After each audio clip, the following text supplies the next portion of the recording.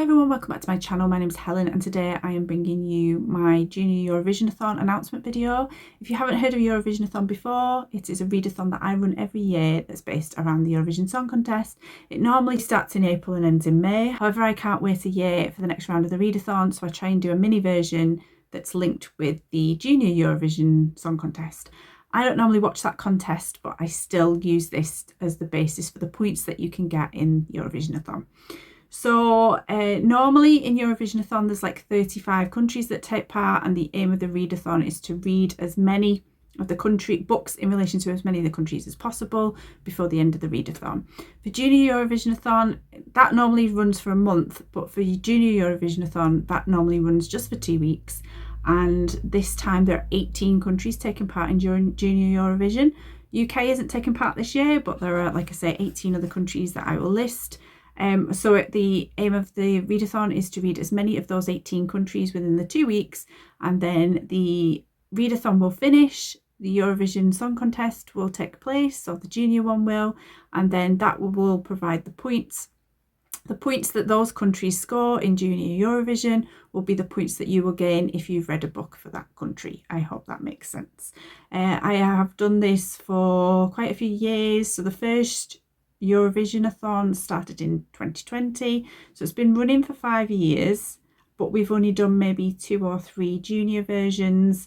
So yeah, without further ado, I will list the 18 countries and then I will list the books that I'm considering. There are some countries that I haven't got covered, but I'm not too concerned because I actually don't think I will get through 18 books in 2 weeks. However, if you've got any suggestions for those countries, by all means put them in the comments below and I will consider them. I'm never short of books. For those who've watched my videos in the past, you can go back and look at all the Eurovisionathon videos that I've done. I've always had plenty of books. I've got a whole shelf full of books that are from European countries. And yeah, my aim this time is to try and get through some that have been there for a while so I can be reading new ones. So the 18 countries that are taking part in Junior Eurovisionathon this time are Albania, Armenia, Azerbaijan, Croatia, Cyprus, France, Georgia, Ireland, Italy, Malta, Montenegro, Netherlands, North Macedonia, Poland, Portugal, San Marino, Spain, Ukraine and Malta. The readathon runs from the 29th of November to the 13th of December, and the readathon will stop when the Junior Eurovision Song Contest is due to come on the TV in the UK, and that will be when it stops. We have a Discord, so if you want to be invited to the Discord, let me know and I will add you in. There is a Twitter account at Eurovisionathon. You can follow me on Instagram at Helen's Bookhaven, and I tend to post stuff on there as well. So I think that's all you need to know in terms of that. If I go through the countries that I've got books for, I will list them here. I won't say a description of all of them because many of these books you will have seen before in past Eurovisionathon TBR videos, but there are some new ones. I haven't got a book for Albania, so if you have one, please let me know. Armenia, I found an ebook on, I think it's BorrowBox with my library, and it's called Lavash at First Sight. I believe that's an author I read from in the past for Eurovisionathon for an Albanian book. It's basically, I think it is set in the UK, but it's about a young person who has found like some kind of festival to do with Armenia and Armenian culture, and so it kind of brings that in. So any way that you can, sorry my hair's like really static today, any way that you can fit a country in, any kind of loose link to that country is fine. You can use it for the readathon. I haven't got a book for Azerbaijan yet. Croatia, I've got the Dubrovnik Book Club by Eva Glynn. This, oh sorry, that's not very good. The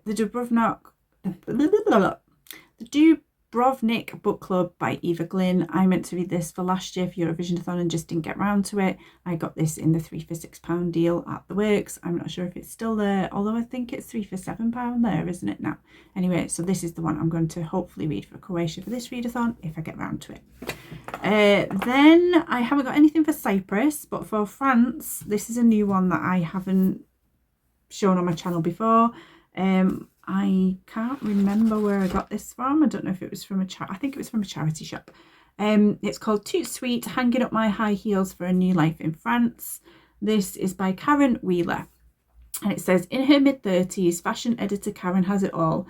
A handsome boyfriend, a fab flat in West London, an array of gorgeous shoes. But when Eric leaves, she hangs up her Manolos and waves goodbye to her glamorous city lifestyle to go it alone in a rundown house in Rollo Poitou-Charentes, central western France. Acquiring a host of new friends and unsuitable suitors, she learns that true happiness can be found in the simplest of things. A bike ride through the countryside on a summer evening, or a care or three in a neighbour's courtyard. Perfect summer reading for anyone who dreams of chucking away their blackberry in favour of real blackberrying and downshifting to France. I know we're not in summer, but sometimes in winter it is nice to read about a hotter place. So yeah, there's that one for France.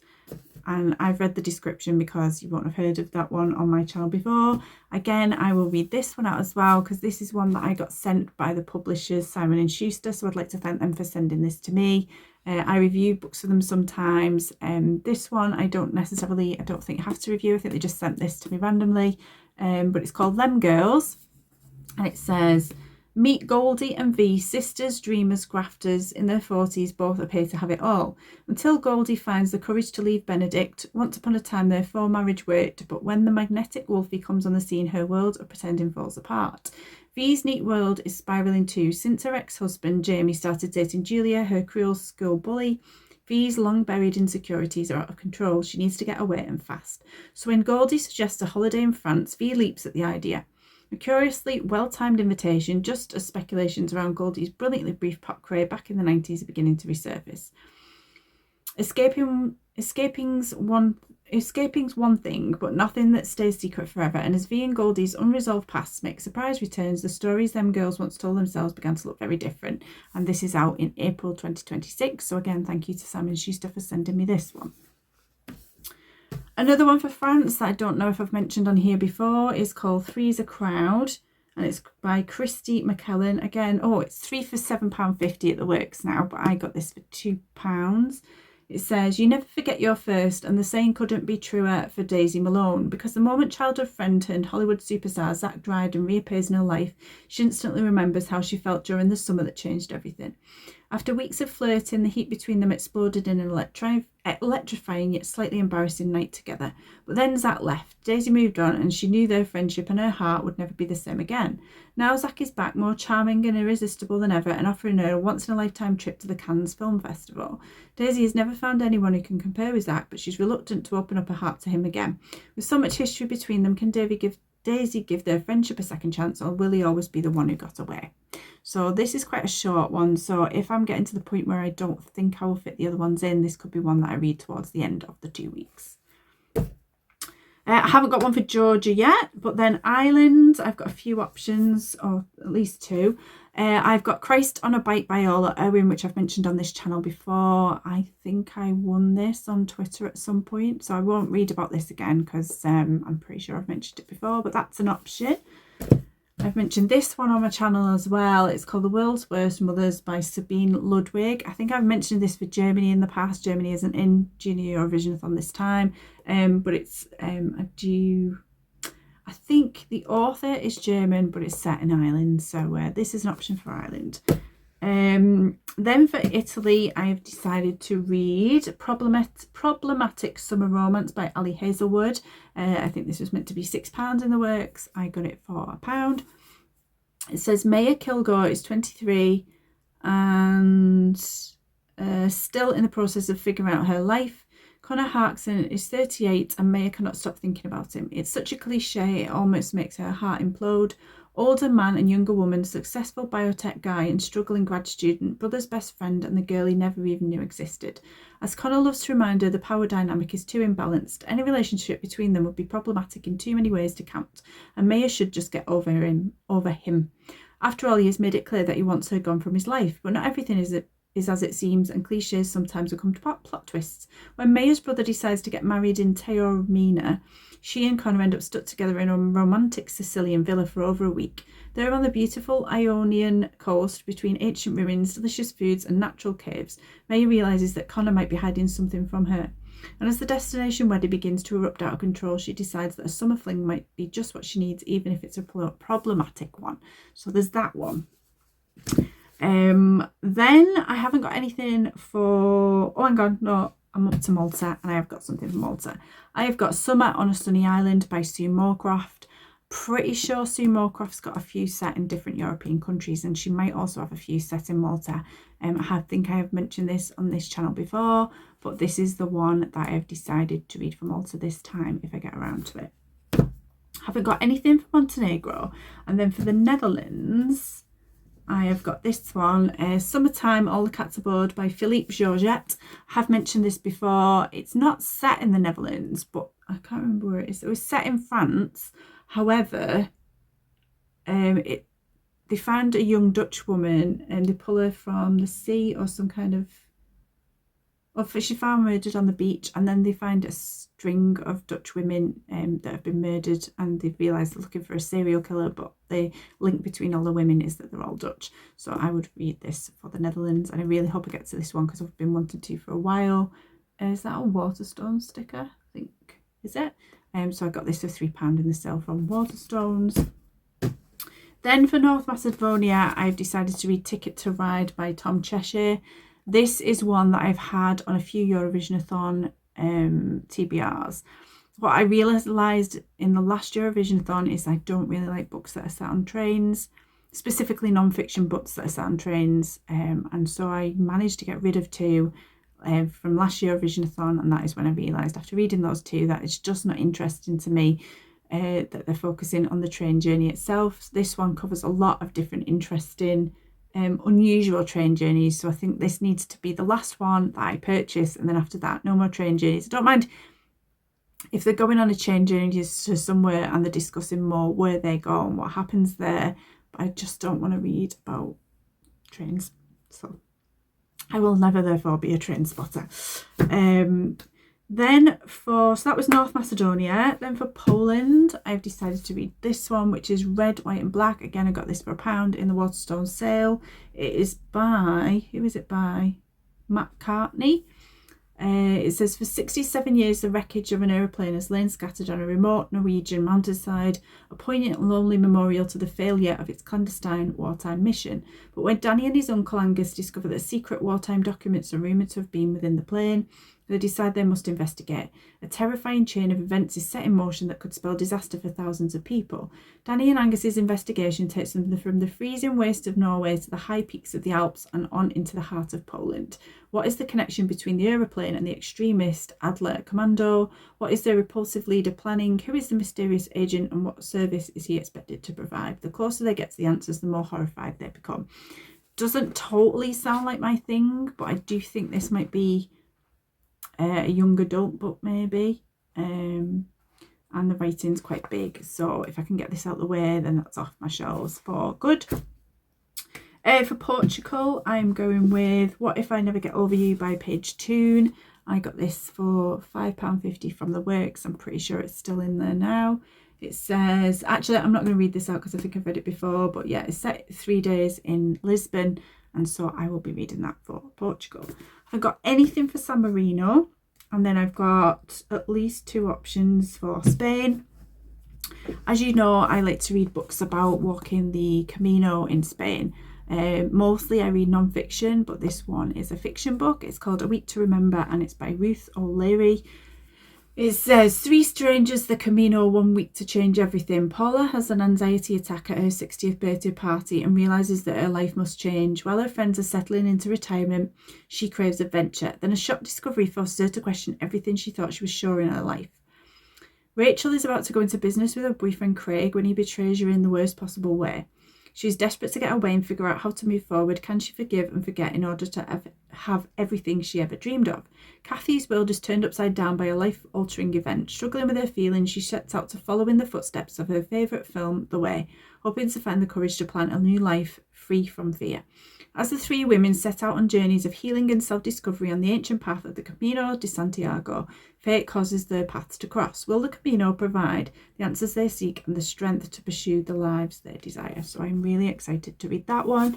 Another option for Spain, which has been on a couple of Eurovisionathon TBRs, is The Tale of Senor Rodriguez by Lou Gilmond. I have mentioned this before, but it's basically set in 1960s Mallorca, and It's about an Englishman on the run and he's hiding out in a place in Spain. And I'm assuming Senor Rodriguez. Oh, he's living in the house of Senor Rodriguez and he kind of takes his place. So that sounds quite interesting. And then the last country is Ukraine, and I have decided to use One Woman Walks Europe by Ursula Martin. She covers quite a few European countries, but I really want to read this one. It says, join Ursula Martin on an epic 5,500-mile trek across Europe, walking and wild camping in remote landscapes. Along the way, she faces fear, exhaustion and solitude while discovering deeper connections with the world around her. Through her encounters with locals and fellow travellers, Ursula must confront her own limits and a longing for home. In this inspirational story of adventure, resilience and transformation, she navigates the balance between independence and community, learning that sometimes the toughest journeys can be found within. So obviously this is one that can be used for other countries. I've got quite a few there that could be used probably for multiple as well. I'm not worried if I don't get around to them this time, because as soon as April hits, I will be able to read them for the next round of Eurovisionathon. And then I've got some that cover a few countries. This one I got recently from a charity shop when we went to Anglesey on holiday. It's called A Life Sold. It can be used for France, Italy and Spain. It said, whatever happened to the guy who sold his whole life on eBay? It says, what on earth would make someone decide to put their whole life up for sale on eBay? When Ian Usher decided that it was time to leave the past behind and move on to the next chapter of his life, that is exactly what he did. The results were surprising, entertaining and challenging. However, the auction was only the beginning of the adventure. What does someone do when they have sold their life? Well, just about anything they like. And with a list of 100 lifetime goals and a self-imposed timeframe of 100 weeks, Ian embarked on what could truly be described as the journey of a lifetime, a global adventure spanning 6 continents, 2 years and almost every emotion, from the amazing highs of achievement, happiness and love to the terrible lows of disappointment, loneliness and despair. Come along and enjoy the rollercoaster ride of life as experienced by one traveller who is simply looking for a new start. So there he is. And there's some of the places that he visited. So I just thought that sounded really interesting and I couldn't leave it there. I'm pretty sure it was £1. Another one that I've mentioned before is Neither Here Nor There, Travels in Europe by Bill Bryson. For this, you can use it for France, Netherlands and Italy. You can use it for other countries as well, but specifically the ones in this particular mini version of the readathon, and they're the ones that I could read it for. Then I've got The Grand Tour by Ben Aiken, Travels with My Elders. He travels to quite a few places with, I think it's elderly relatives, but he specifically mentions Italy and Ireland in relation to this version of the readathon. And then I found this for £1 in the works, The Pairing by Casey McQuiston. It says Theo and Kit have been childhood best... Oh, it can be used, for France, Spain and Italy. Theo and Kit have been childhood best friends, crushes, lovers, and after a brutal breakup 4 years ago, estranged exes. It's not until they're trapped aboard a tour bus that Theo and Kit realise they've accidentally booked the same European food and wine tour, and now they're stuck with each other for 3 weeks of the most romantic sights and sensuous flavours of France, Spain and Italy. But it'll be fine, they're absolutely over each other. So when Theo suggests a friendly wager to see who can sleep with the hot Italian tour guide first, Kit is game. In fact, why stop here? Why stop there? Why not a full-on European hookup competition? But sometimes a taste of everything only makes you crave what you can't have. So I thought that sounded really good as well. So they're all my options. If you can think of anything for Albania, Azerbaijan, Cyprus, Georgia, or Montenegro or San Marino, by all means let me know. But to be honest, I've still got 1, 2, 3, 4, 5, 6, 7, 8, 9, 10, 12 countries covered, and I think 12 books in 2 weeks is more than enough for me. So basically all you need to know is it runs from the 29th of November to the 13th of December. There are 18 countries that you could potentially cover. Read as many linked to those different countries as possible. 1 book per country, please. If you think it counts for that country, you go with it. And most of all, just have fun, and then you will find out what score you get once the Junior Eurovision Song Contest has taken place on the 13th of December. This one, there's not as many people who take part. It tends to be the main one in April and May that people take part in. There might just be a handful of us doing this one. But I will definitely be doing it. So even if it's me and one other person, great. Come on the Discord. Come on the Discord anyway, because you can be ready for April's Eurovision Song Contest and the Eurovisionathon. Have a look on Instagram, have a look on Twitter. And yeah, give me any suggestions below, even for countries that I've already got covered, because I'm always open to that too. So I hope all of this makes sense, and I look forward to if you join me in the readathon. I will see you next time.